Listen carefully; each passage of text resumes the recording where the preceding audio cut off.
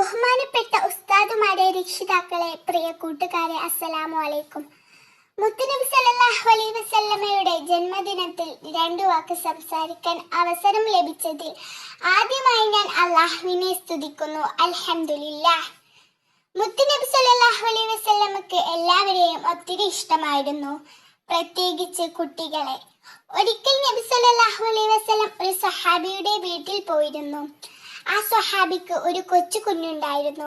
നബി സല്ലല്ലാഹു അലൈഹി വസല്ലം കുഞ്ഞിനെ കണ്ട ഉടൻ കോരിയെടുത്ത് ഒരു ഉമ്മ കൊടുത്തു.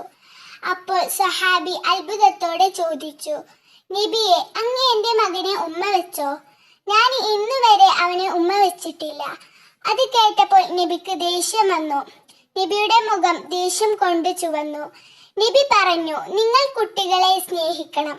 സ്നേഹിച്ചാൽ മാത്രം പോരാ, അത് പ്രകടിപ്പിക്കുകയും ചെയ്യണം. കുട്ടികളെ സ്നേഹിക്കണം, തലോടണം, അവരോടൊപ്പം കളിക്കുകയും വേണം. ഇന്ന് തിരക്കേറിയ ജീവിതത്തിൽ ആർക്കും കുട്ടികളോടൊപ്പം കളിക്കാൻ സമയമില്ല. നിങ്ങളോട് ഞാൻ ഒന്ന് പറയട്ടെ, കുറച്ചെങ്കിലും സമയം കുട്ടികളോടൊപ്പം കളിക്കാൻ കണ്ടെത്തൂ. അത് നമ്മുടെ മുത്തുനബി സല്ലല്ലാഹു അലൈഹി വസല്ലമക്ക് ഒത്തിരി ഇഷ്ടമാണ്. ഇത്രയും പറഞ്ഞ് ഞാൻ എൻ്റെ കൊച്ചു പ്രസംഗം നിർത്തട്ടെ. അസ്സലാമു അലൈക്കും.